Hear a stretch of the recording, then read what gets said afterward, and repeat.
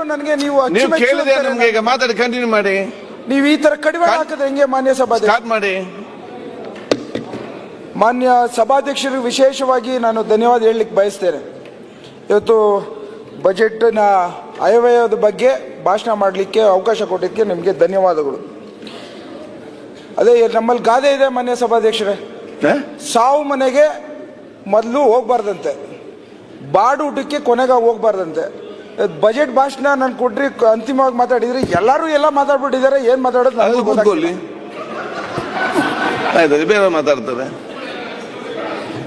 ಒಂದು ಮಾನ್ಯ ಸಭಾಧ್ಯಕ್ಷರೇ, ಇವತ್ತು ವಿಶೇಷವಾಗಿ ನಮ್ಮ ಸರ್ಕಾರದಲ್ಲಿ ಎಲ್ಲರೂ ಹೇಳಿರೋಂಥ ಒಂದು ಮಾತಂತೂ ನಿಜ, ಇಡೀ ಭಾರತ ದೇಶ ಮಾತಾಡ್ತಾ ಇದೆ.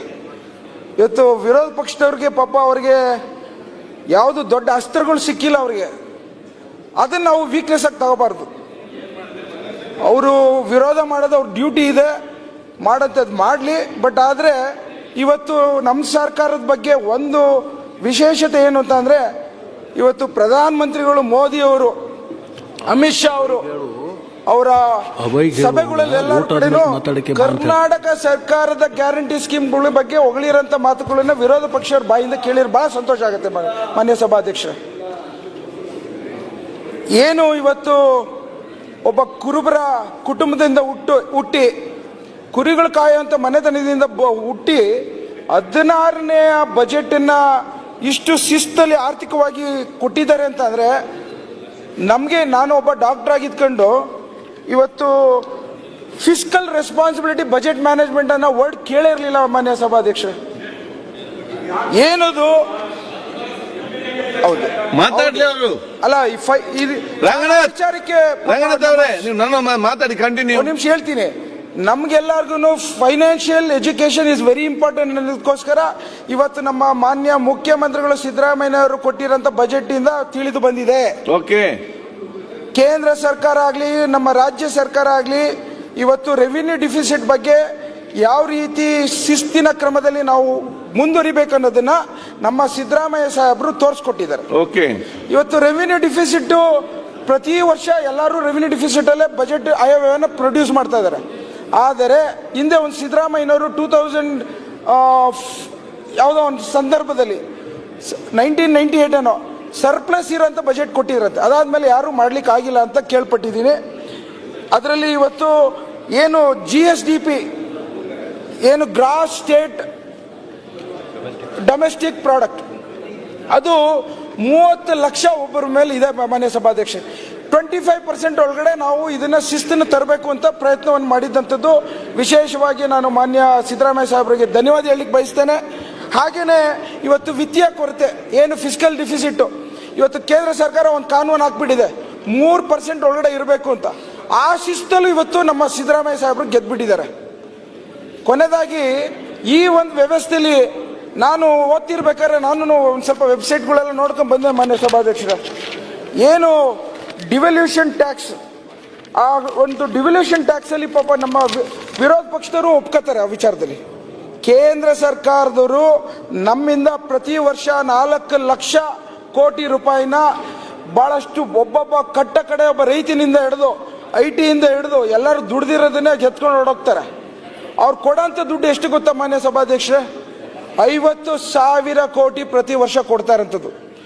ಆ ಕೊಡೋದ್ರ ಜೊತೆಗೆ GST ಅನ್ನೋದನ್ನ ಕಾಣದಂಗೆ ಹಾಕ್ಬಿಡ್ತಾರೆ ಟ್ಯಾಕ್ಸ್ 18%. ಇವ್ರು ಕೊಡೋಂಥ 30,000 40,000 ಕೋಟಿಗೋಸ್ಕರ ನಾವು ಕಾಯ್ಕೊಂಡು ಕೂತ್ಕೊಂಡು ನಮ್ಮ ಬಜೆಟನ್ನು ಅವ್ರ ಮೇಲೆ ಅವಲಂಬಿಸ್ಕೊಳ್ಳೋಂಥದ್ದು ಎಷ್ಟು ವಿಪರ್ಯಾಸ ಅನ್ನೋದು ಬದುಕಾಗ್ಬಿಟ್ಟಿದೆ. ಇವತ್ತು ಮಾನ್ಯ ಸಭಾಧ್ಯಕ್ಷರೇ, ಮೊನ್ನೆ ತಾನೇ ಮಾತನಾಡ್ತಿದ್ರು ಜಮೀರ್ ಅಣ್ಣವರು, ನಮಗೆ 1.5 ಲ್ಯಾಕ್ಸ್ ಅಷ್ಟು ಕೇಂದ್ರ ಸರ್ಕಾರದಿಂದ ಮನೆ ಕಟ್ಟಲಿಕ್ಕೆ ದುಡ್ಡು ಕೊಡ್ತಾರೆ. ಇವತ್ತು 1.5 ಲಕ್ಷ ದುಡ್ಡು ಕೊಟ್ಟು GSTಲಿ 1.25 ಲಕ್ಷ ದುಡ್ಡನ್ನ ಕತ್ಕೊಂಡು ಹೋಗ್ತಾರೆ ಮಾನ್ಯ ಸಭಾಧ್ಯಕ್ಷರ ಕೇಂದ್ರದವರು. ಇದು ನಮ್ಮ ಐ ಥಿಂಕ್ ಇವರು ವಿರೋಧ ಪಕ್ಷದ ನಮ್ಮ ವಿಜೇಂದ್ರ ಕೂತಿದ್ದಾರೆ, ವಿಜೇಂದ್ರನವರು ಒಪ್ಕೋತಾರೆ ಅನ್ಕೋತೀನಿ. ಅದನ್ನ ಬದಲಾವಣೆ ತರಂತದ್ರಲ್ಲಿ ನಾವು ನೀವು ಸೇರ್ಕೊಂಡು ಕೈ ಜೋಡಿಸ್ಬೇಕು. ಓಕೆ, ಈ ಬದುಕಿನಲ್ಲಿ ಡಿವಲ್ಯೂಷನ್ ಟ್ಯಾಕ್ಸ್ ವಿಚಾರದಲ್ಲಿ 4.71% ಇತ್ತು ಮಾನ್ಯ ಸಭಾಧ್ಯಕ್ಷರೇ, ಇವತ್ತು 3.52 ಇಟ್ಬಿಟ್ಟಿದ್ದಾರೆ. ಯಾರಿಗೂ ಕಾಣದೇ ಇರೋಂಥ ಹೊಸ ಒಂದು ವ್ಯವಸ್ಥೆಗಳನ್ನು ತಂದು ಕೇಂದ್ರ ಸರ್ಕಾರದವರು ರಾಜ್ಯ ಸರ್ಕಾರದ ಮೇಲೆ ಎಲ್ಲ ರೀತಿಯಲ್ಲಿ ಹೊರೆ ಆಗ್ತಾವ್ರೆ. ನಿಮ್ಗೊಂದೇ ಒಂದು ಉದಾಹರಣೆ ಹೇಳ್ತೇನೆ. ಈ ವರ್ಷ ಬರ್ಬೇಕಾಗಿರೋಂಥ 60,000 ಕೋಟಿ ರೂಪಾಯಿ ಕೊಡೋಂಥದ್ದು ಇವತ್ತು 46,000 ಕೋಟಿ ಸಭಾ.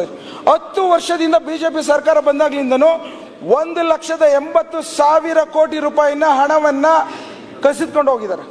ಇದಕ್ಕೆ ಯಾರು ಉತ್ತರ ಕೊಡೋರು? ಇವತ್ತು ಬಿಜೆಪಿ MP ಅವರು ನಮ್ಮಲ್ಲಿ ನಮ್ಮ ರಾಜ್ಯ ಸರ್ಕಾರದಲ್ಲಿ ಸಿದ್ದರಾಮಯ್ಯ ಸಾಹೇಬರು ಸರಿ ಮಾಡಿಲ್ಲ ಅಂತಂದ್ರೆ ಪ್ರಶ್ನೆ ಮಾಡ್ಬೋದು. DK ಶಿವಕುಮಾರ್ ಸಾಹೇಬರು ಎಲ್ಲ ಒಂದ್ ಕಡೆ ತಪ್ಪಾಗಿದ್ರು ಪ್ರಶ್ನೆ ಮಾಡ್ಬೋದು. ಆದರೆ ಕೇಂದ್ರ ಸರ್ಕಾರದಲ್ಲಿ ಮೋದಿಯವರು ವಿರುದ್ಧ, ಅಮಿತ್ ಶಾ ವಿರುದ್ಧ ಪ್ರಶ್ನೆ ಮಾಡ್ತಾರಂತ ಅಸಹಾಯಕತೆನೇ ಇವತ್ತು ಬಿಜೆಪಿಯ ಸಂಸದರಲ್ಲಿ ಕಾಣಿಸ್ತಾ ಇರೋಂಥದ್ದು ನೋವು ತಂದಿದೆ ಮಾನ್ಯ ಸಭಾಧ್ಯಕ್ಷರೇ. ಇರಲಿ, ಈಗ ನಾನು ಒಂದು ವಿಚಾರ ಮಾನ್ಯ ಸಭಾಧ್ಯಕ್ಷರೇ, ನನ್ನ ವೈಯಕ್ತಿಕ ಲಾಭ ರಾಷ್ಟ್ರದ ಚಿಂತನೆ ವಿಚಾರದಲ್ಲಿ ಬಂದಾಗ ನಾನು ನನ್ನ ರಾಷ್ಟ್ರ ಪ್ರಮುಖವಾದದಂತ ಅರ್ಪಿಸ್ಕೊಳ್ಳೋಣ. ಇವತ್ತು ನನ್ನ ಜನಾಂಗ, ನನ್ನ ರಾಜ್ಯದ ಪ್ರಶ್ನೆ ಬಂದಾಗ ನಾವು ಯಾವ ರೀತಿ ರಾಷ್ಟ್ರದ ಮುಂದೆ ತಲೆ ತಗ್ಗಿಸ್ಬೇಕು ಹೇಳಿ ಮಾನ್ಯ ಸಭಾಧ್ಯಕ್ಷರು? ದಲಿತರ ಶೋಷಣೆ ಒಂದ್ ಕಡೆ ಆದ್ರೆ, ನನ್ನ ಜನಾಂಗದ ಶೋಷಣೆ ಒಂದ್ ಕಡೆ ಆದ್ರೆ, ಕೇಂದ್ರ ಸರ್ಕಾರದ ಚಿಂತನೆ ವಿಚಾರದಲ್ಲಿ ಬದಲಾವಣೆ ಮಾಡೋಂಥ ಹೋರಾಟ ವಿರೋಧ ಪಕ್ಷದವರಿಂದ ಬೇಕಾಗಿದೆ ಅನ್ನೋದನ್ನ ನಾನು ಅವ್ರ ಮುಂದೆ ಕೇಳ್ಕೊತೀನಿ ಮಾನ್ಯ ಸಭಾಧ್ಯಕ್ಷರೇ. ಇವತ್ತು ಬಡತನ ಒಂದು, ನಾನೊಬ್ಬ ಮತ್ತೊಮ್ಮೆ ಡಾಕ್ಟರ್ ಆಗಿ ಹೇಳ್ತೇನೆ, ಬಡತನನೇ ದೊಡ್ಡ ರೋಗ. Poverty is the biggest illness. ಅದನ್ನ ಯಾವ ರೀತಿ ಬದಲಾವಣೆ ಮಾಡೋದು?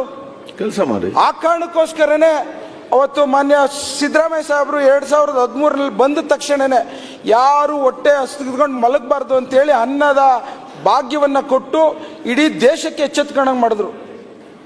ಅದೇ ರೀತಿ DK ಶಿವಕುಮಾರ್ ಸಾಹೇಬರು ಪದಗ್ರಹಣ ಮಾಡಿದ ಮೊದಲನೇ ದಿನನೇ ಅವ್ರು ಹೇಳಿದ್ರು, ನಾನು ಹೇಗಾದ್ರೂ ಮಾಡಿ ಬಡವರಿಗೆ ಸಹಾಯ ಮಾಡಬೇಕು ಅಂತೇಳಿ ವಿಶೇಷವಾದಂಥ ಫೈನಾನ್ಷಿಯಲ್ ಗ್ಯಾರಂಟಿ ಸ್ಕೀಮು ಗೃಹಲಕ್ಷ್ಮಿ.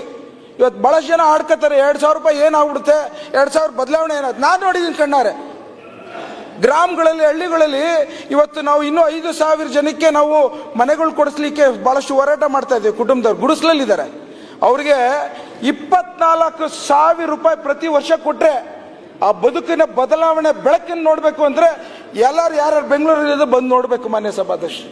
ದಯವಿಟ್ಟು ಗ್ಯಾರಂಟಿ ಸ್ಕೀಮ್ ಗೃಹಲಕ್ಷ್ಮಿ ಬಗ್ಗೆ ಯಾರು ವಿರೋಧ ಮಾಡಿದ್ರೆ ಆ ಶಾಪ ತಟ್ಟುತ್ತೆ ಅನ್ನೋ ಮಾತನ್ನು ಹೇಳಲಿಕ್ಕೆ ಇಚ್ಛೆ ಪಡ್ತೇನೆ. ಇವತ್ತು ಒಂದು ಚಾಲೆಂಜ್ ಕೊಡ್ತೇನೆ, ಯಾರಾದ್ರೂ ಮುಂದಿನ ಸರ್ಕಾರ ಯಾವುದೇ ಬದಲಾವಣೆ ಆದ್ರೂ ಯಾರು ಗ್ಯಾರಂಟಿ ಸ್ಕೀಮ್ ನಿಲ್ಲಿಸ್ಲಿಕ್ಕೆ ಆಗಲ್ಲ ಅನ್ನೋ ಮಾತನ್ನು ಹೇಳಲಿಕ್ಕೆ ಇಚ್ಛೆ ಪಡ್ತೇನೆ ಮಾನ್ಯ ಸಭಾಧ್ಯಕ್ಷ. ಓಕೆ ಸಭಾಧ್ಯಕ್ಷ, ಗ್ಯಾರಂಟಿನ ಪಕ್ಷದವರು ಒಂದು ಮಾತು, ರಂಗನಾಥ್ ಅವರೇ, 2,000 ಅಲ್ಲ 5,000 ಕೊಡಿ, 2,000 ಅಲ್ಲ 5,000 ಕೊಡಿ, ನೀವು ಮಾಡಿ. 10,000 ಕೊಡಿ. ಅವ್ರು ಮಾತಾಡಿದ್ರೆ ಯಾಕೆ ರಿಯಾಕ್ಷನ್ ಮಾಡ್ತೀರಿ? ಆಯ್ತು ರಂಗನಾಥ್, ಫಿನಿಶ್ ಮಾಡಿ. ಮಾತಾಡ್ತೀನಿ. ಈಗ ಇನ್ನೊಂದು ಮಾತು ಹೇಳ್ತೇನೆ, ಮುಂದಿನ ಸಾಲಿನ 2028ರಲ್ಲಿ ಸರ್ಕಾರ ಬಂದ್ರೆ 2,000 ಇರೋಂಥ ಗ್ಯಾರಂಟಿ ಸ್ಕೀಮ್ನ 4,000 ರೂಪಾಯಿ ನೀವೇ ಕೇಳಿದ್ರಿ ಮಾಡ್ಲಿಕ್ಕೆ ನಾವು ತಯಾರಾಗ್ತೇವೆ.